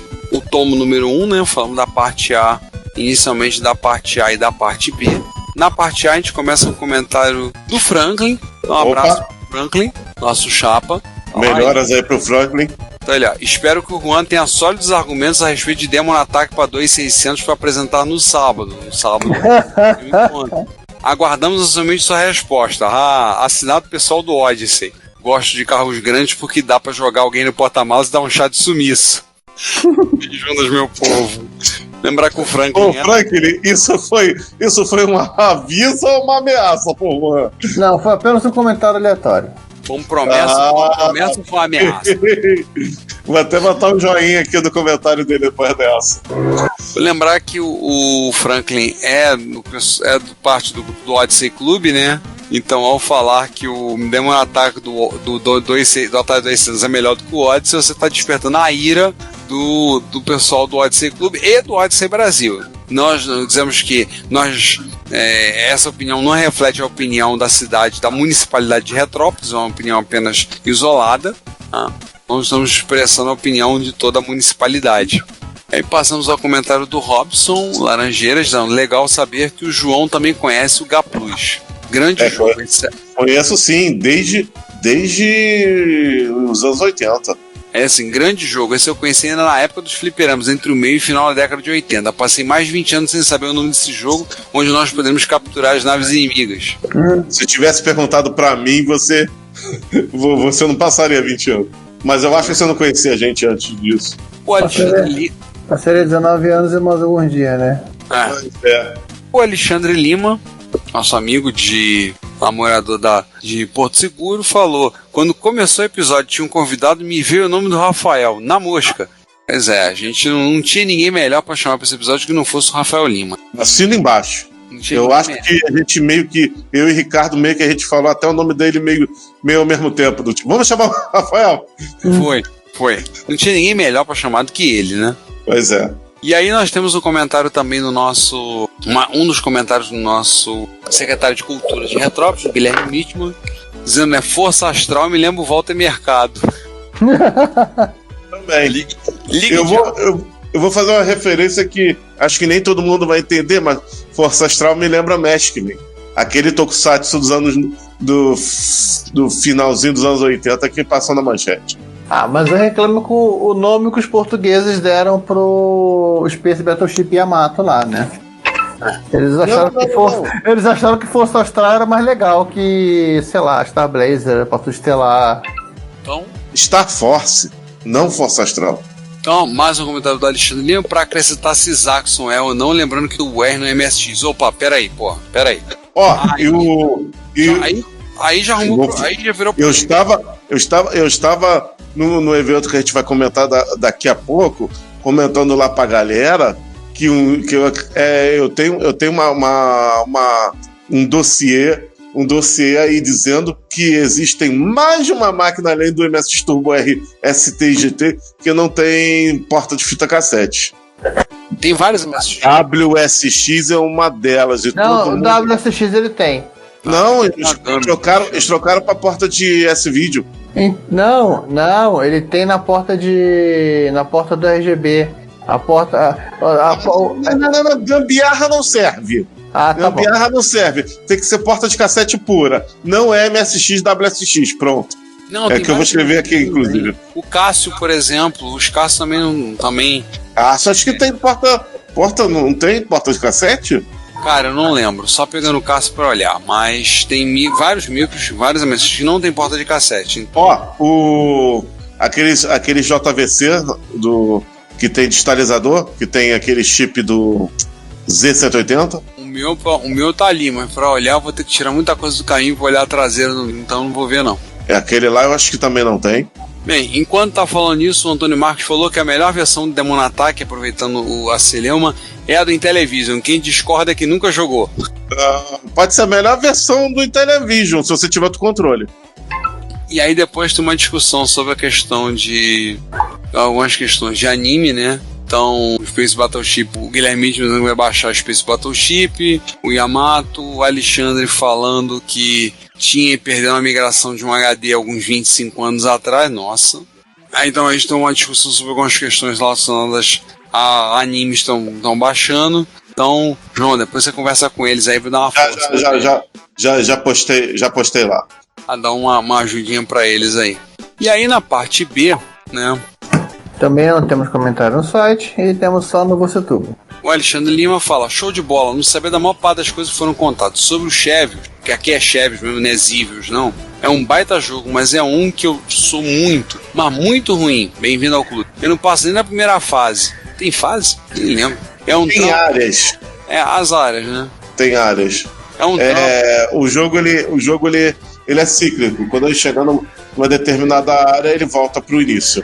Tem aquele negócio de dar crash no nível 255, coisa do gênero? Não, ele não dá crash, igual Pac-Man. Olha, é um trauma pessoal, vou aguardar a próxima parte, tá muito interessante. Aí o Guilherme Mitchell comenta, mas ser ruim no jogo é economia, a gente faz mais com um cartucho só. Eu, por exemplo, tô há 2 semanas em Alisa Dragoon e não vejo a luz no fim do túnel. Fosse dos anos 80, 90, eram semanas sem incomodar os pais por um jogo novo. A perebice é uma questão econômica também, né? E aí o Guilherme Midman comentou, eu comentei, ri um bocado, que ele disse, quer dizer que Chevios começou em Ratanabá? Por aí. Então tem que mudar o nome do jogo pra Ratanabá. Não, deixa Chevios mesmo. Chevios, por favor. Bom, muito obrigado a todos que comentaram. Melhor dizendo, eles eram vizinhos de Ratanabá. Ah, tá. Então, a todos que comentaram, nosso muito obrigado. Espero que vocês continuem comentando. São comentários ótimos, muito divertidos. Nos divertimos um bocado. E desculpe minha falha que o vídeo que está no YouTube foi com o logo do Repórter Retro e eu não vou trocar, não. Vai ficar esse dane-se. Foi um erro meu na hora de gerar o episódio. Culpa é o Ricardo. A culpa é minha. Falando em culpa, a culpa é minha, eu boto em quem eu quiser, né? Vamos falar do elefante na sala? Vamos falar do... Que elefante? Jaú. Vamos passar pro É Nóis. Vamos lá, claro. Jaú elefante. Porque a gente sempre fala, o pessoal fala do elefante na sala, aquela coisa incomoda, aquela coisa assim. Vamos falar de Jaú. Mas Jaú incomoda quem? A ninguém. Então não é elefante, velho. A única coisa que... Olha, até teve sim, mas vamos ignorar ou vocês querem falar sobre isso? Sigamos adiante. Jaú não teve elefante, teve galinha. Quem incomodou foi quem... Não foi. Isso aí. Ou quem tem sangue de barata. Mas eu acho que houve uma sucessão de coincidências que um monte de gente que é frequentadora habitual, e MSX Jaú é o encontro de frequentadores habituais, aconteceu um monte de coisa que um monte de gente que sempre vai não pôde ir. Sergião Vladivostok não pôde ir, Fredon não pôde ir. Sim, acontece, né? São coisas da vida, infelizmente. O Raimundo tá falando aqui que a única coisa que ele achou ruim foi que foi avisado em cima da hora. Realmente essa parte do aviso foi um... Então vamos falar desse elefante. O único realmente elefante da sala foi o Enem. O encontro de Jaú aconteceu nos dias... Estava nos agendado para acontecer nos dias 12, 13, 14, 15 de novembro, e ele não aconteceu no dia 13. O que aconteceu? Nós fomos, eu em particular, eu e minha senhora, eles falam, né? Eu e a Cláudia, minha esposa, nós fomos para São Paulo, fomos de carona com o Rogério e a sua esposa, e de lá a gente ia para um outro evento, depois nós iríamos domingo para o encontro em Jaú. E a Michelle, esposa do Rogério, 6h30 da manhã, a gente no carro, indo, e ela olhando alguma coisa no Facebook, fala, ai meu Deus, aconteceu algum problema, perdeu alguma coisa, o que aconteceu? E tá lá a nota, pessoal, do encontro de Jaú, dizendo que o encontro só aconteceria no sábado. Aí, o negócio é esse, só no sábado que vai acontecer o encontro? O que aconteceu? Isso eram 6h30 da manhã. E já começando a botar coisa no Facebook, onde ela viu, e mandar em grupos de zap. E nessa a gente entra na jogada para conversar, para ver o que aconteceu. O que ocorreu? O Tony, né, como um dos organizadores, explicou. Eles, normalmente, em março, eles entram com um pedido na escola que ocorre, né, que é a Escola Técnica Joaquim Ferreira do Amaral, é a Escola Técnica Industrial em Jaú, e já solicitam um espaço em março, fazem um pedido. Escola Técnica Estadual. Escola Técnica Estadual Joaquim Ferreira do Amaral. Obrigado. Já faz o pedido na escola, porque é um evento da escola. Encontros é um evento da escola. Então eles fazem, como é que é o procedimento? Em março eles fazem um pedido, ficam lá no pé, solicitando, vendo se está tudo ok, até ser autorizado, e depois fazem uma divulgação, alguma coisa, eles passam na escola, vão na semana anterior, falam com os alunos, convidam os alunos a participarem, passam nas salas para ver, tudo bem. Então, normalmente esse é o procedimento. E eles fizeram o pedido, foi tudo aprovado, e em setembro tivemos um retorno. O Wilson, os organizadores junto com o Antônio Wilson Viano, me contactou, falou do evento, olha, tá tudo certo. Então eu já corri, dado que essa circunstância que eu ia ter que passar, eu já corri para alugar um carro alugado, né, para poder fazer tudo, e vamos ver a questão do hotel. Virou um mês e já estava com o hotel reservado, e o carro já estava alugado, inclusive o carro já estava pago. O Wilson mandou essa mensagem. Caramba, e agora? A gente parou para comer no meio da estrada, para tomar um café da manhã. A gente está lá furiosamente falando com eles o que aconteceu, escrevendo, mas o que aconteceu? E aí aconteceu que minha esposa tinha falado comigo. Cláudio tinha falado comigo na semana anterior, falou para mim assim: olha, Ricardo, vai ter o Enem, dia 13 é Enem. A escola lá em Jaú não é usada para o Enem? Eu falei, tanto que teve um ano que a gente usou a escola antiga, o espaço atrás. Eu até gostei do espaço atrás, que era uma sala menor, mas era uma sala que as mesas já ficam, essa bancada, a gente basicamente passava a chave na porta e fechava tudo. Foi o ano em que o Atari 800 deu um pau na MSX no xadrez. Exatamente. Exatamente. Aí a gente fechava lá e ficava tranquilo. Eu até preferia fazer lá, nesse espaço, né? Eu até preferia. Mas o que aconteceu? Aí vai fazer lá na escola. Será que o Enem? Ela falou isso pra mim. Eu falei, bem, é lá com eles, né? Eles vão ter que resolver. E infelizmente era a questão do Enem mesmo. Então a escola não poderia ser usada no domingo por conta do Enem. Aí eles mandaram mensagem suspendendo, fazendo contração um dia só. E nisso eu tô falando com o Tony, não vai fazer um dia só não, cara. Pulo domingo, é o jeito. E aí ele passou, falou, mas vai ser exame, mas não vai ter nada pra fazer, tem o Enem. Como disse o Daniel Caetano, falou, não tem problema não, a gente faz a prova. Desde que a gente faz a prova do Enem, a gente vai pra porta do colégio assistir o pessoal correndo pra chegar atrasado. O Giovanni queria fazer pior, queria fechar o portão na cara dele. A gente fiscaliza a prova, não tem nada pra fazer, a gente arruma. Eu falei pra ele, cara, a gente fica jogando porrinha na praça. Eu não ia jogar porque eu só ia chegar no final da tarde de domingo. Mas se eu estivesse lá, a gente vai pra praça jogar porrinha, a gente arruma o que fazer. Porque ele falou, mas a gente queria fazer isso pra vocês não gastarem com o hotel. Se eu fosse cancelar o hotel, das 2 diárias eu perdia uma. Eu ia perder uma, jogar dinheiro fora. O carro já estava alugado, tinha o que fazer. Então assim, vamos assim mesmo. E aí eles mudaram, pularam o domingo. E aí quem estava no domingo arrumou o que fazer, né? Alguns foram fazer o passeio da Eclusa, né, em Barra Bonita. Outros fizeram outras coisas, aproveitaram. E é um lugar perto, se você consegue acertar o caminho. 15 minutos se você não erra o caminho. Né, Raimundo? Se errar o caminho, a volta é longa, né, Raimundo? Se você não erra o caminho e vai parar na entrada de um resort privado. Não, nós quase chegamos na Eclusa. O problema é que sim, não dava pra entrar de carro na Eclusa. A gente tava entrando de carro no Rio, né? Porque o carro não era anfíbio, né? Aí entramos, aí teve um encontro, saltou o domingo, o encontro foi sábado, segunda e terça. Mas assim, eu tava olhando, o Daniel Caetano mantém um site que é uma espécie de uma listagem de quem foi ao encontro, né? Ele mantém de todos os encontros de Jaú desde 1998. Descobri que eu já fui a Jaú 18 vezes. Nossa. Tem gente que foi mais. Emiliano está nos ouvindo, mais um no Profissão Repórter Retro. Olá, Emiliano. Olá. Opa, diretamente seja bem-vindo. Da terra de Max Verstappen. Exato. Diretamente da terra de Erasmo de Roterdão. Direto da terra da Philips, pronto. Vocês estão muito chiques pra mim. Da terra da Philips, pronto. Philips, isso pra gente. A gente fez o episódio que é o 113, que foi sobre a Philips. Isso, Holanda pra gente significa MSX2 da Philips e BAS. Sim, BAS. Então, assim, eu tava olhando a seleção do site que o Daniel mantém atualizado com a presença de todo o Jaú.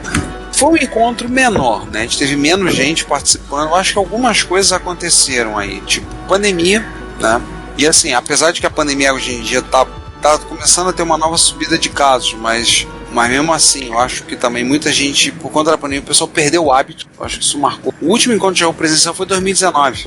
Eu, por exemplo, não ia Jaú desde 2018. 2019 eu não lembro por que circunstâncias que eu não fui. 2020, 2021 não teve encontro, por motivos óbvios. E aí eu acho que muita gente perdeu o hábito. Eu não ia em 2017, né? Eu acho que tem visto também o pessoal perder um pouco o hábito. Acho que também com isso a situação econômica não é favorável, porque ir para Jaú tem um gasto, afinal de contas é uma cidade a 3 horas e meia de distância de São Paulo capital, você tem que se deslocar para lá, então você tem um custo de translado, você tem um custo de hospedagem, então tem certos custos a se levar em conta, né? Giovanni acaba de lembrar que teve desconto de Floripa uma semana antes. Teve a Retro SC uma semana, mas eu acho que a Retro SC afeta pouco, entendeu? Porque normalmente quem vai na Retro SC não vai a Jaú. Acho que afetou. Acho que talvez. Aliás, teve reportagem da Globo sobre a Retro SC, vocês viram? Sim. Tem vídeo do G1. A Retro SC e o Canal 3 de São Paulo foram eventos bem grandes esse ano. Aliás, só para lembrar, aproveitar que vocês falaram disso, lembrar, dia 11 de dezembro vai ser o encontro do Canal 3 no Rio de Janeiro. Vai ser no clube na Casa de Açores, na Tijuca, é um português. E eu tô falando de cabeça, não lembro o endereço. Nós estaremos lá, pelo menos 3 das 5 mentes em baixa resolução que cometem esse podcast estarão lá presentes. É o suficiente para formar a maioria e aprovar a legislação. Pois é. Então serão presentes lá. Tecnicamente, os três residentes do Rio.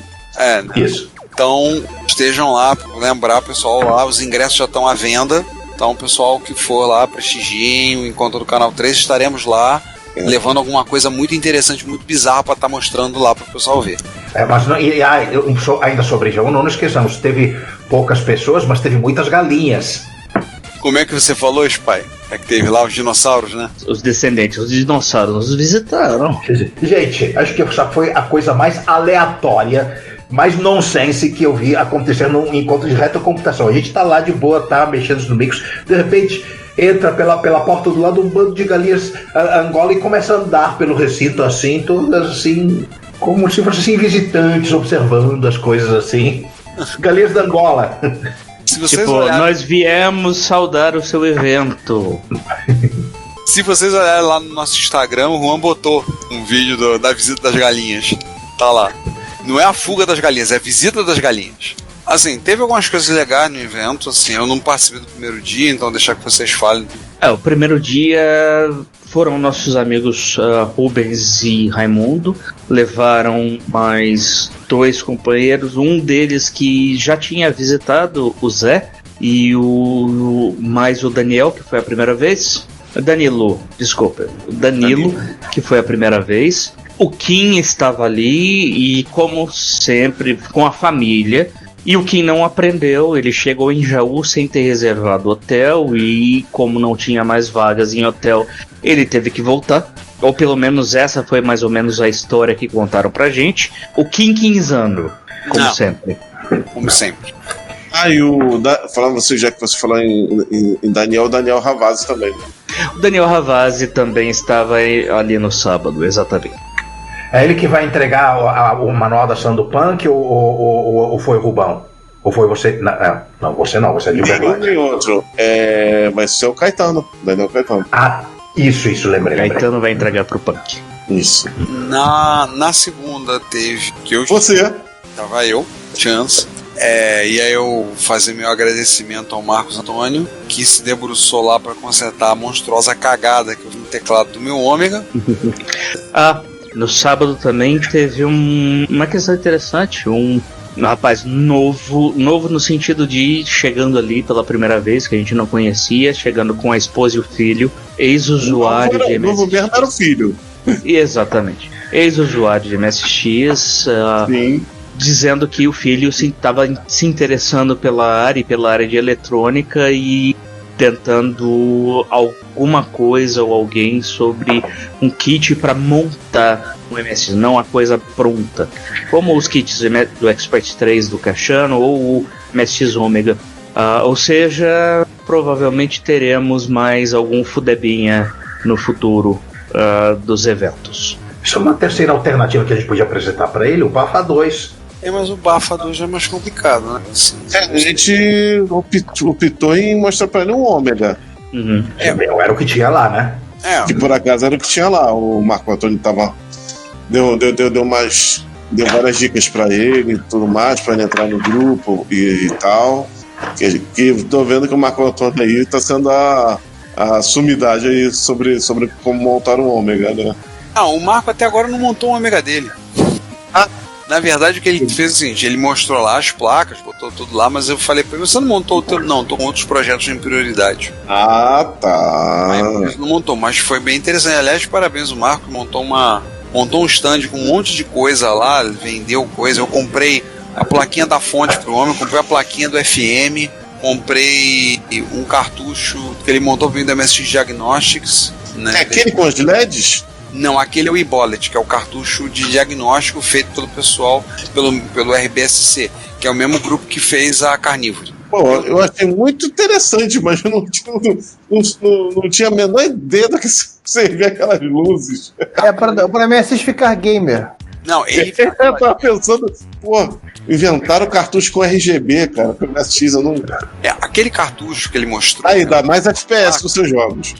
Na verdade, aquela placa que ele levou é uma placa para você fazer um cartucho diagnóstico. Você verificar tensões, tudo no MSX, você espeta o cartucho por cima e vai embora.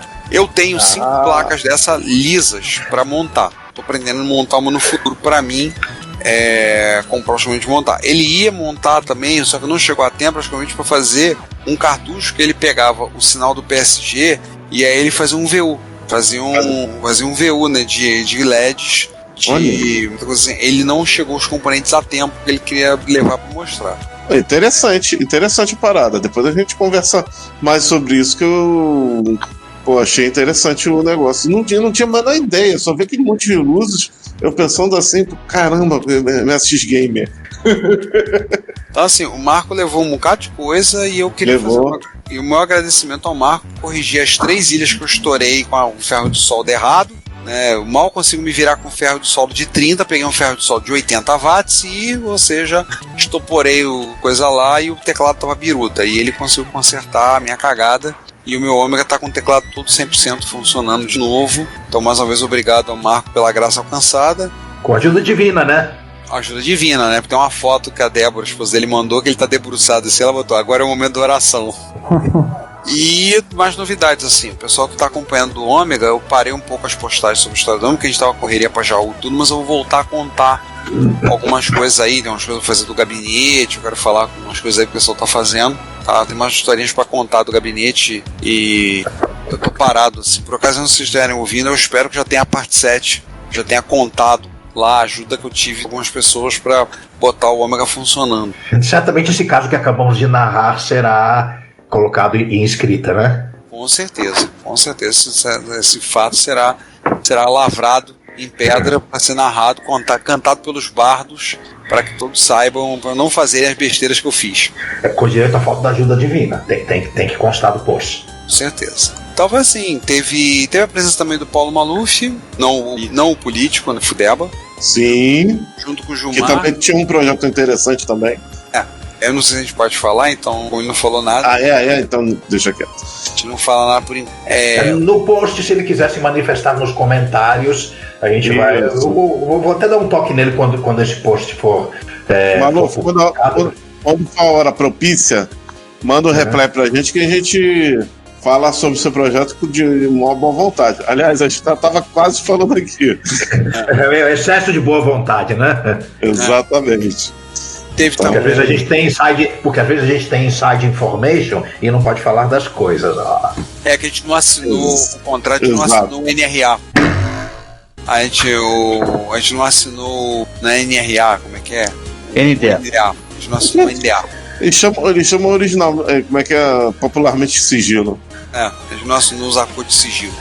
Mas não é de 100 anos, tá? Não. Não é esse tipo de sigilo. É porque nem o de 100 anos vai ser mais de 100 anos, né? mas eu divago, vamos voltar ao assunto. Já. Então, ver se o Gilmar levou vários cartuchos para vender, né? A gente presenciou inclusive um Momento Banana.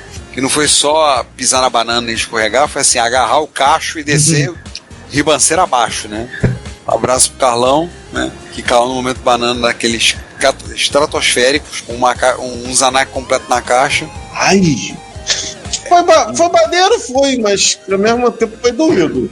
E ele tava naquele esquema assim do tipo, não fala pra minha esposa não. Fala baixo, senão vai dar divórcio. Pior que ele tava nesse esquema.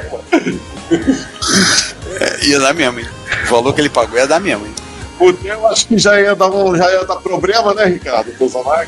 Não, o meu Zanak, a Cláudia não sabe quanto eu paguei, não. Nem vai saber, né? Né. O meu Zanak custou 3 vezes menos do que o dele. E já dá problema, né? Talvez desse problema, entendeu? Se alguém aqui agora falar o valor, eu juro que eu edito e não aparece no post, tá? Ficar só. Custou R$. Isso aí. Nossa, não foi 3,1415, 926, 997, não, tá, gente? Não foi esse valor, não. O pior que é possível que, assim, no final dos anos 90, quando não havia toda essa especulação, deve ter sido possível comprar cartucho de MSX por R$, em algum momento. Por R$? Eu comprei um lote de cartuchos que saiu da Sharp, que saiu tipo R$1 ou R$2 cada. Aqueles cartuchos que foi medido no encontro em 2002? Aquele que a gente deu no encontro. Aqueles, nossa. Pô, quem diria, bons tempos quando se dava cartucho em encontro. Pois é. Mas assim, foi um encontro em geral, acho que podemos dizer que foi. Teve o JR200. Fala aí, Rony, o JR200. Sim, não, é pra variar. Eu adquiri o hábito de promover a promiscuidade em Jaú. Como eu quero ser diferentão, eu sempre levo algo que não é MSX. Aí eu levei o JR200 carregando joguinhos de fita cassete e teve uma hora que uma galera começou a ficar curioso, explorar as possibilidades dele pro manual, que ele tá com o manual dele que é meio... tem uma redação meio tosca, mas ele é bem completo. Todas as fichas, o pessoal explorando o uso do joystick, memória de vídeo, etc. E eu gravando os programinhas basic em áudio e jogando os jogos do Futo. Sabe por quê? Oi. Porque provavelmente eles traduziram direto do japonês aqui. É bem provável. Aliás, por falar em tosco, como o mesmo jogo rodando no MSX tem muito mais fluidez do que no JR200. Aquilo é uma maquininha muito básica. Ela nem tem um modo gráfico de verdade, você só redefine caracteres. Ele é pouco mais do que o Mattel Aquarius em termos de capacidade. Seria o MC10? Praticamente. Sim. Ele tem o mesmo processador e a única coisa que ele tem semelhante ao MC10 é o mesmo processador compatível. Fora isso, uma coisa totalmente diferente, mas em termos de nível de capacidade é mais ou menos assim. Ele até tem mais memória, ele tem 32K. Ou seja, tem mais memória do que o meu Expert. Ué, você tem um Expert com 16K? O Expert tem 28K, se eu não me engano. É o Basic que só enxerga 28K. Tá falando de memória livre no Basic, né? Uhum. Não. Ele falou que o JR200 tem 32 no total. Certo. Se bobear para o Basic é o quê? 10K? Não, ele tá quase toda plana pro Basic. Ele tem 30K livres. Tá aí na vantagem do JR200 em relação ao MSX. Você para tudo, né? No Basic. Né? Ele nem tem modo gráfico, então não reserva aqueles 6K pra memória de pixels. Aí só sobra. Do ponto de vista gráfico, ele é um meio termo entre o Mattel Aquarius e o Sharp MZ. Com toque de desafio Spectrum. Ainda mais com aquele efeito de ficar dando flash nas bordas que vocês fizeram, né? Esse micro pra mim ele só tem um ponto contra, que é um ponto contra até meio grave. É o fato de você digitar e você fazer pi na hora de digitar. Tem um pouco que você consegue evitar isso, mas é meio gambiarra. Mas dele existir era pra estar escrito na primeira página do manual. Caraca, que é chato aquele barulhinho, cara. Era por isso que eu tava ouvindo um pi toda hora lá, né? É o Juan lá digitando. Eu e minha mosca branca. Eu quero ver qual vai ser a máquina bizarra que eu vou levar pra próxima MSX Jaú. Acho que eu vou ser diferentão e vou levar um MSX. Isso. Você vai dar a volta. Isso, vou dar a volta. Essa foi boa. Você vai dar a volta. Bizarro vezes bizarro igual a normal. Vocês esqueceram de falar do Ademir Encaixando, que chegou na segunda-feira. Ademir Encaixando na segunda-feira, às 4h30 da tarde. De domingo, e participou só. De domingo não, de segunda, desculpe. E só participou só de terça. Ele chegou lá no final, a hora que a gente tava fazendo foto. Aí ele.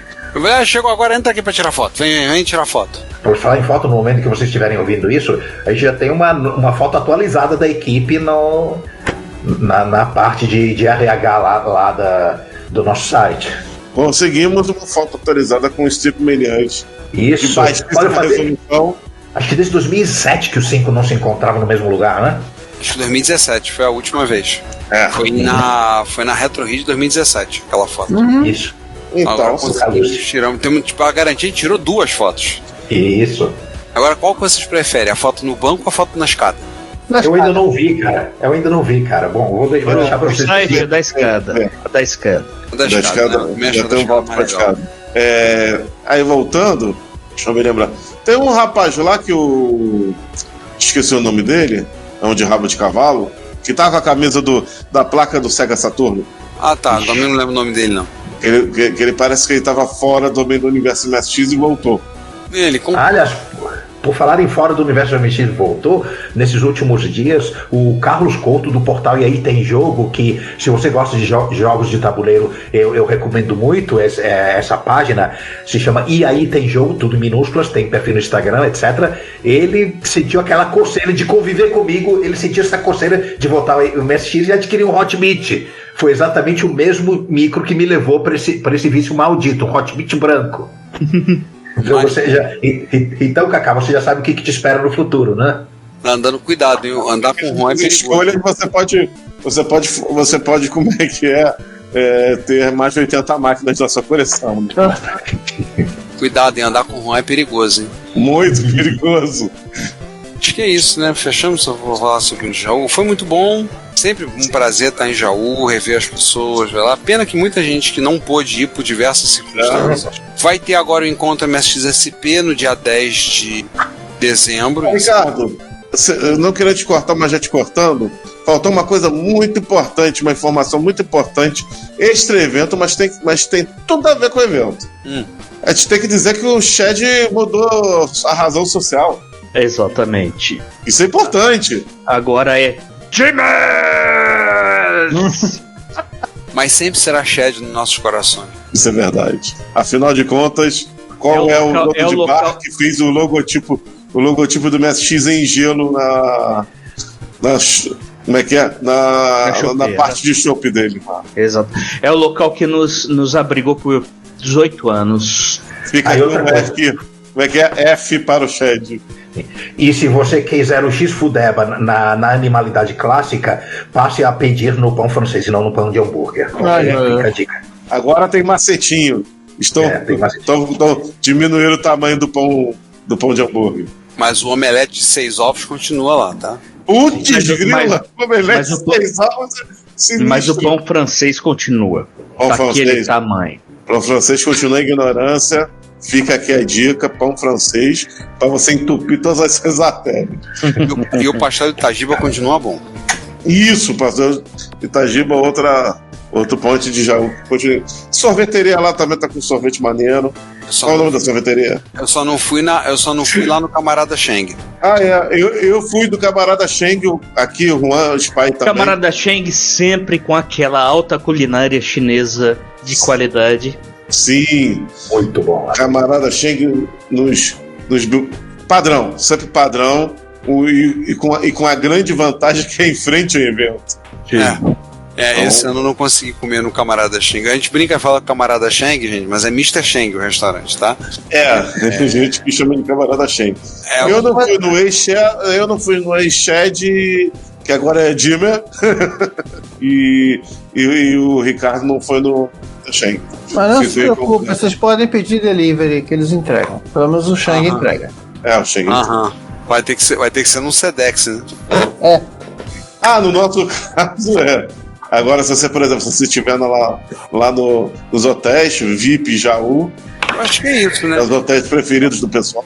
Só para lembrar que vai ter ainda de encontros, vai ter a MSXSP, que vai ocorrer agora no dia 10, no sábado 10 de dezembro. Aonde? É num campus da PUC de São Paulo, no campus, acho que é Higienópolis, eu não lembro qual é o campus. Ali eles chamam de Higienópolis. Ali eles chamam de Higienópolis, né? Assim, estação linha amarela Mackenzie, e você volta, dessa consolação de 1 ou 2 quarteirões, chegou. E vai ser no dia 10, sábado, e no dia 11 de dezembro, domingo, no Rio de Janeiro, vai estar tendo um encontro do Canal 3. E, obviamente, vai aparecer nós 3 aqui, três meliantes aqui do programa, eu, o Ricardo e Juan, e com certeza vai ter muitos outros MSXeiros lá no rolê. Não só MSXeiros, como MSX. Sim. Eu pretendo levar o Pioneer. Minha intenção é levar o Pioneer com Laserdisc. Olha aí, mostrar lá. Pirotecnia garantida. Levar o Pioneer com Laserdisc e levar talvez algum micro para ficar exposto, sem ser ligado, para mostrar lá. Vou ver ainda com eles. E o Laserdisc também, né? Não, sim, eu quero levar ele com o Laserdisc. Os discos também. Aproveita que tu tem joguinho, gente. Eu vou levar também. Quero levar pro pessoal ver lá. Pra ver o quanto a gente ficava babando na época, imaginando, pra ver que porcaria que são jogos, tudo bem. Mas pelo menos vai ver, né? Aí vai ser no dia. Pelo menos a qualidade de imagem é bem melhor que Sega CD e companhia. Entanto, esse meu micro não tem RGB não, esse meu micro tem. O PXV60 só tem vídeo composto. Mesmo assim ele tem qualidade de imagem melhor. Então do Sega CD é uma bomba mesmo, vídeo composto. Não, porque o problema é compressão de imagem, né? Porque CD não é LD. Aí teve que fazer uma compressão de imagem sinistra. Ainda uma resolução baixa, 320x200, com poucas cores, 64/512, aí ferrou, né? Então, vários pontos contras aqui. Então, gente, acho que é isso. Alguém ia acrescentar, comentar mais uma coisa de Jaú? Acho que não, né? Não, vamos fechar, que a gente já teve uma baixa aí. Então, esperamos um abraço novamente pro Tony e pro Wilson. Bom, uma coisa aqui, Jaú continua firme e forte. Sim. Continua com a mesma energia que sempre teve, mesma boa energia que sempre teve, e a gente espera que continue assim ano que vem. Ano que vem também vai ser de 4 dias, só que no feriado de finados, quinta, sexta, sábado, domingo. Sim, 2 a 5 de novembro, e pelo que eu espero que não seja atrapalhado pelo Enem.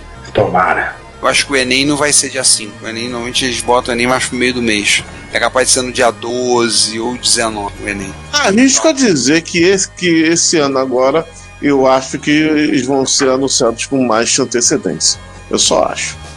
Assim, eles tiveram uns contratempos aí. Eu até quero conversar depois com o Wilson, com algumas ideias para divulgação, alguma coisa para tentar dar uma alavancada no encontro. Vamos ver isso aí. Mas isso aí a gente pode ver mais pra frente. Ainda temos 2 eventos acontecendo até o fim do ano, que é a MSXSP e o encontro do Canal 3 de janeiro. Então pedimos que vocês estejam ouvindo, prestigiem, visitem, participem dos eventos, tá? Com certeza. Posso dar uns agradecimentos? Pode. Sobre Jaú? Eu vou agradecer primeiramente ao Franklin, que ajudou muita gente no Translabo. Franklin, valeu, tamo junto aí. Nossa, a picape foi salvadora no primeiro dia. Nossa senhora. Sim, principalmente. E outros também. Então, um agradecimento aí ao Franklin. Agradecimento ao Cachano, que no último dia levou a gente lá no início do evento. Deu carona pra gente. Se ofereceu. Muito obrigado também, Aldemir Cachano. Vocês pegaram o carona no novo móvel dele, né? É porque sabe que o carro dele, a placa é Egg. O móvel, isso aí. É o móvel. Fora quem também trabalha com isso, né? Então, projeto coisa pra granjas, né? Não, ele projeto pra granja, ele não é granjeiro, não. Ele trabalha pra granjeiros. E o terceiro agradecimento é pro Tony, não só pelo evento em si, pela organização, mas também por ele ter ficado um pouquinho mais comigo, porque eu fui o último Fudeba a sair oficialmente de Jaú. Você foi o último? Não, o Franklin foi o último. Não, o Franklin foi o último. Não, foi o Franklin. O Franklin saiu na Fui o penúltimo Fudeba a sair de Jaú. Tá, o Franklin foi o último. Não, o Tony é de Jaú. Então, eu tô respondendo ao Raimundo, né? O Tony é de Jaú. Então o Tony não saiu ainda. O Tony continua lá e quando sair, ele vai para outro evento, sim. Pro Tony, a MX Jaú nunca termina. Agradecer ao Tony e sempre eu digo que o Tony ele está em termos de quadrinhos e livros e afiliados o que o Juan está em coleção, né? Eu fiquei falando quando minha coleção dele, fiquei falando, meu Deus, Ricardo sabe. Ele mostrou aumentou, tá, Ricardo? Ele me mostrou a planilha do controle dele. Aumentou, e não foi pouco, não. Ele me falou. Uma coisa é ele falar, outra coisa é mostrar. Meu Deus. Ele já tá no esquema de outra casa só pra coleção. Já tá nesse esqueminha, sabe? Acontece. Bom, gente, deixa eu estender os mesmos agradecimentos que o João fez a todos os envolvidos. Obrigado por tudo. Vocês sabem quem vocês são. E eu estou saindo pra noite. Tchau. Fui. Valeu, Juan. Abraço. Por hoje, acho que podemos fechar por aqui, né? Eu agradeço também ao pessoal da Retrópolis pelo convite para participar dessa Repórter Retro. O Spy, Lord Spy da Game Genesis, também estou zarpando para alto mar e pegar vou em busca de novos tesouros e novas aventuras. Vai pegar o One Piece? Quase isso. Quase isso. Ou vai como é que é, conversar com o Gilbert Tripwood. Não vou. O Gilbert Tripwood estava na minha tripulação até semana passada, ele só fez macaquice e agora eu estou indo em busca da lendária primeira Jolly Roger. Opa, aí sim. Um abração, pessoal, e até a próxima. Até mais, valeu, cara. Grande abraço. Gente, acho que por hoje é só. Voltamos agora. Próximo Repórter Retro agora no final de dezembro. Já contando as novidades dos eventos. Tá? O derradeiro de 2022. Bem, por hoje é só. Fui. Tchau. Pessoal, quem tá aí ao vivo e quem vai ouvir depois no gravado, obrigado aí pela audiência. Quem pôde ir a Jaú também valeu por muito tempo, que eu tava muito tempo sem ir a Jaú, tava uns 7 anos praticamente sem ir a Jaú, então foi muito bom revê-los. Então tamo junto aí. E é isso, até o próximo evento. Até o próximo evento, com certeza, e até a próxima gravação. Fui, né? Gente, até mais. Obrigado a quem invadiu a sala de imprensa. Não se esqueçam de fechar depois. E até. Falou, tchau, obrigado pelo convite, até mais. Até. Nossos episódios também estão disponíveis no Spotify, Deezer e Apple Podcasts. Não se esqueça de assinar a Retrobits, a newsletter da Cidade dos Clássicos, para ter no seu e-mail, toda sexta, as últimas notícias do mundo da retrocomputação. Fale conosco nos comentários das postagens pelo e-mail contato@retropolis.net.br e visite o perfil Retrópolis nas redes sociais. Como sempre dizemos, seu comentário é nosso salário. Obrigado por sua audiência e até o próximo episódio.